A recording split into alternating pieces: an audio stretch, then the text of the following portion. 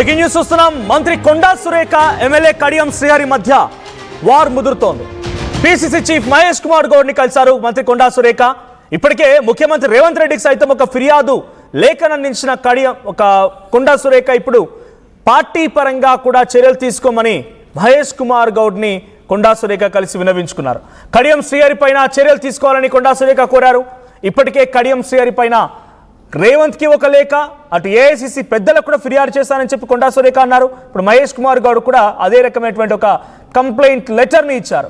వరంగల్ జిల్లా రాజకీయాలపై కొండా సురేఖ తీవ్రమైన అసంతృప్తిలో ఉన్నారు. తనకు ఉద్దేశపూర్వకంగానే ప్రాధాన్యత తగ్గిస్తుందని ఆవేదన వ్యక్తం చేస్తున్నారు. ఇటీవల ఆలయాల అభివృద్ధిపై కడియం రివ్యూ నిర్వహించడంతో ఈ గొడవ మొదలైంది. తనకు సమాచారం లేకుండా రివ్యూ నిర్వహించడం పైన సురేఖ అసహనం వ్యక్తం చేస్తున్నారు. మరోవైపు కొండా సురేఖ ఫిర్యాదు పైన పిసిసి చీఫ్ మహేష్ కుమార్ గౌడ్ కూడా స్పందించారు. త్వరలోనే నిర్ణయం తీసుకుంటామన్నారు ఆయన. మరి ఏ నిర్ణయం తీసుకుంటారు, ఎటువంటి అంశాలు ఉంటాయో చూడాలి. ఒకసారి మీకు ఆ లెటర్లో చూపిస్తున్నా. లెటర్లో డైరెక్ట్గా ముఖ్యమంత్రి రాసినటువంటి లేఖ. దీంట్లో ఏముంది? దేవాదాయ ధర్మాదాయ శాఖ పరిపాలనా వ్యవహారాల్లో శాఖ మంత్రి అయినటువంటి నాకు సమాచారం ఇవ్వకుండా నన్ను పూర్తిగా విస్మరించి ఎమ్మెల్యే స్థాయిలో కడియం శ్రీహరి గారు అధికారిక సమీక్ష నిర్వహించడం పైన ఫిర్యాదు. సో ఆయన పైన చర్యలు తీసుకోవడం కోసం ఫిర్యాదు అందిస్తున్నట్టుగా ముఖ్యమంత్రి రేవంత్ రెడ్డికి ఇచ్చిన లేఖలో ఉంది. చివరిగా ఈ ఫిర్యాదు సంబంధించి స్టేషన్ గన్పూర్ నియోజకవర్గ దేవాలయాల అభివృద్ధిపై నిర్వహించిన సమీక్షా సమావేశానికి సంబంధించిన ప్రెస్ నోట్ ప్రతిని కూడా నేను పంపిస్తున్నాను అంటే ఆయన ఏ స్థాయిలో రివ్యూ చేసిర్రు ఏందనేది ప్రూఫ్ కూడా అటాచ్ చేస్తున్నాను అనేది తను చివరిగా రాసుకొచ్చారు. సో ఇటు ఏఐసిసి పెద్దలకి, ముఖ్యమంత్రికి, దీంతో పాటుగా పిసి అధ్యక్షుడు మహేష్ కుమార్ గౌడ్కి లేఖల మీద లేఖలు, కంప్లైంట్స్ మీద కంప్లైంట్స్ కొండా సురేఖ ఇస్తున్నారంటే కడియం శ్రీహరి వ్యవహారం కొండా సురేఖని ఎంత అసంతృప్తికి, ఎంతటి ఆగ్రహానికి గురి చేస్తుందో అర్థమవుతోంది. సో నిజంగానే కడియం శ్రీహరి ఆయన ఒక మంత్రి కాదు. సో ఆయనకు అధికారులు సమీక్షలు నిర్వహించి ఆయనకు అడ్రస్ చేయాల్సిన అవసరం లేదు. రూల్స్ ఆఫ్ బిజినెస్ని పాటించాల్సిన అవసరం ఏమీ లేదు. కానీ ఆయన అక్కడికి వెళ్ళి సమీక్షించినటువంటి ఆ సమీక్షని కొండా సురేఖ ఇంతటి తీవ్రస్థాయిలో ఆగ్రహం వెళ్ళగట్టు తప్పుపడుతున్నారంటే హీఈస్ నాట్ ఎలిజిబుల్. ఆయన ఆ మంత్రిత్వ శాఖకు సంబంధించినటువంటి రివ్యూ చేయడానికి ఎలిజిబుల్ కాదు. ఎందుకు చేశారు? నా పర్మిషన్ లేకుండా, లేకపోతే నాకు సంబంధించి శాఖాపరమైనటువంటి విధులు ఆయన నిర్వర్తిస్తారు. సో కావాలన్న ప్రాధాన్యత తగ్గిస్తున్నారు. ఇక్కడ ఇంకొక ఇంట్రెస్టింగ్ థింగ్, కడియం శ్రీహరి ఒక ఎమ్మెల్యేగా వెళ్ళి ఆయన సరదాగా అక్కడ ఉన్నటువంటి అధికారులతో చనువు ఏదైనా పని కావాలన్నా, లేకుంటే శాఖాపరమైనటువంటి ఈ పలానా విషయంలో మా ఆలయానికి ఇది కావాలన్నా కూడా అడగొచ్చు. ఓ ఎమ్మెల్యే వరకు అంతవరకు లిమిట్స్ ఉంటాయి. కానీ పూర్తిగా రివ్యూ చేయడాన్ని ఇప్పుడు కొండా సురేఖ తప్పుపడుతున్నారంటే ఆ స్థాయిలో అవకాశం కల్పించింది కూడా ప్రభుత్వ పెద్దలై ఉంటారు. కడియం శ్రీహరిని ఆ స్థాయిలో వెళ్ళి ఎవరిని ఆదేశిస్తేనే ఆయనలా వెళ్ళి ఉంటారు. కొండా సురేఖ ప్రాధాన్యత తగ్గించడం కోసమే కడియం శ్రీహరిని ఈ రకంగా లిఫ్ట్ చేస్తున్నారని ఒక భావన కూడా కొండా సురేఖలో బహుశా ఉన్నట్టుగా ఉంది. అందుకే ఈ రకమైన లేఖలు కానీ, ఈ రకమైనటువంటి కంప్లైంట్స్ కానీ వెళ్తూ ఉన్నాయి. సో దీనికి సంబంధించి మరిన్ని అప్డేట్స్ ప్రతినిధి శ్రీధర్ అందిస్తారు. శ్రీధర్, కొండా సురేఖ వరుసగా కంప్లైంట్స్ ఇస్తూ ఉన్నారు. అటు ముఖ్యమంత్రికి ఒక కంప్లైంట్ కాపీని పంపించారు ఆవిడ. ఏఐసిసి పెద్దలకు కూడా తను ఈ విషయాన్ని వినిపించినట్టు తెలుస్తోంది. ఇప్పుడు మహేష్ కుమార్ గౌడ్ని కూడా కలిశారు. సో నిజానికి ఇంట్రెస్టింగ్గా మనం టెక్నికల్గా మాట్లాడాలనుకుంటే కడియం శ్రీహరి ఆయన బీఆర్ఎస్ పార్టీలో ఉన్నారనేది స్పీకర్ చెప్పిన మాట. సో మహేష్ కుమార్ గౌడ్కి ఒక ఎమ్మెల్యేగా కాంగ్రెస్ పార్టీకి సంబంధించిన వ్యక్తిగా చర్యలు తీసుకోవడానికి ఆయన పార్టీకి సంబంధించిన వ్యక్తే తీసుకోవచ్చు, మరి డిసిప్లినరీ యాక్షన్ తీసుకోవచ్చు. కానీ ఇప్పుడు కడియం శ్రీహరి మీద ఆయన యాక్షన్ తీసుకోవాలనుకుంటే మహేష్ కుమార్ గౌడ్ తీసుకోవడానికి, because he is not a party member కాబట్టి అవకాశం ఉండదేమో. సో ముఖ్యమంత్రి ఏమైనా సీరియస్గా ఉన్నారు దీనిపైన? ఇప్పుడు స్పీకర్కి కూడా ఏమైనా కంప్లైంట్ ఇచ్చే అవకాశం ఉందా? ఎందుకంటే ఎమ్మెల్యేగా ఉన్నారు కాబట్టి ఆయన రూల్స్ అతిక్రమించారని చెప్పి స్పీకర్కి ఏమైనా కంప్లైంట్ ఇచ్చే ఛాన్స్ ఉందా కొండా సురేఖ? డెఫినెట్గా మనోజ్ ఒక్కొక్కరిగా కూడా ఫిర్యాదిస్తూ కొండా సురేఖ వస్తుంది.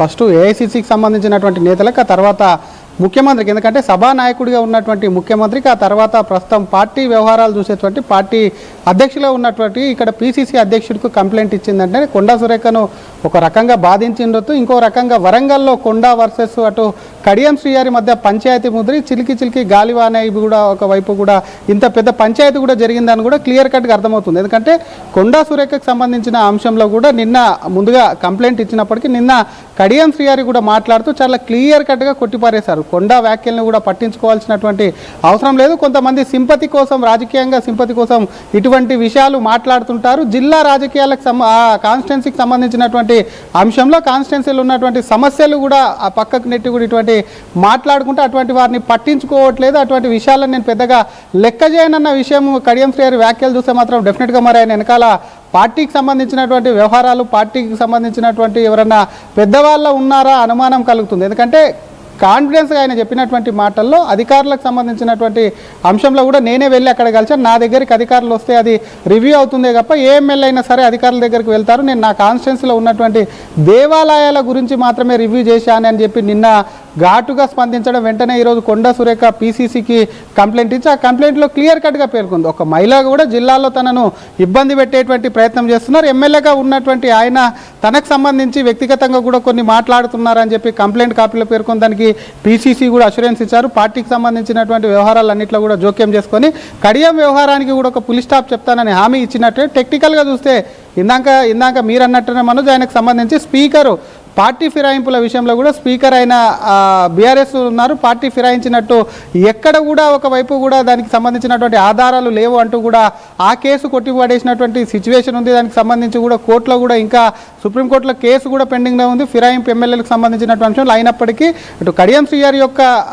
కూతురు కూడా అటు కాంగ్రెస్ పార్టీ ఎంపీగా ఉంది, ఆయన అనేక కార్యక్రమాల్లో పాల్గొన్నారు కాబట్టి డెఫినెట్గా కూడా ఇది పార్టీకి సంబంధించినటువంటి రివ్యూలు, పార్టీకి సంబంధించినటువంటి ఎమ్మెల్యేలతో మీటింగ్ అప్పుడు కూడా కడియం అటెండ్ అవుతున్నారు కాబట్టి బీఆర్ఎస్కు సంబంధించి కూడా ఫిర్యాదు చేసేటువంటి ఛాన్స్ లేదు కాబట్టి పీసీసీ అధ్యక్షుడిగా ఉన్నటువంటి మహేష్ కుమార్ గౌడ్ వరకు అయితే ఈ విషయాన్ని తీసుకెళ్లారు. మరి ఎందుకంటే దేవాదాయ శాఖకు సంబంధించినటువంటి విషయంలో తను లేనప్పుడు కూడా అసలు రివ్యూ చేయడం ఏంటి, అసలు ఇది ఏంటి, ఎమ్మెల్యే తీరు సరిగా లేదు, కేవలం వేరే నియోజకవర్గానికి ఎమ్మెల్యే కావచ్చు, వేరే జిల్లాకు చెందినటువంటి ఎమ్మెల్యే కూడా వెళ్ళి అధికారులు కలిసి ఆ విధంగా కలిస్తే ఇంత పంచాయతీ మాత్రం జరగకపోయేదేమో. బిజినెస్ ఆఫ్ రూల్స్ వాళ్ళకి తెలిసినప్పటికీ కూడా ఒకవైపు తను దానికి సంబంధించి అక్కడికి వెళ్ళినటువంటి అంశాన్ని, అధికారులతో కలిసినటువంటి అంశాన్ని కూడా కేవలం తన కాన్స్టిట్యున్సీ వరకే అడిగాను, ఇది ఎక్కడైనా ఉంటుంది, ఇది మంత్రి గారికి అవగాహన రహిత్యం అంటూ కొట్టేసినటువంటి మాటలు ఏవైతే ఉన్నాయో డెఫినెట్గా కూడా మరి కడియం కూడా తగ్గేదే లేదు అన్నట్టుంటారు. కొండా సైతం కూడా అటు కడియం చేసినటువంటి దాని మీద ఇంకా ముందుకెళ్ళేటువంటి ఛాన్స్ కూడా క్లియర్గా కనిపిస్తుంది. ఎందుకంటే కడియంకు సంబంధించిన వ్యవహారం ఎప్పుడైతే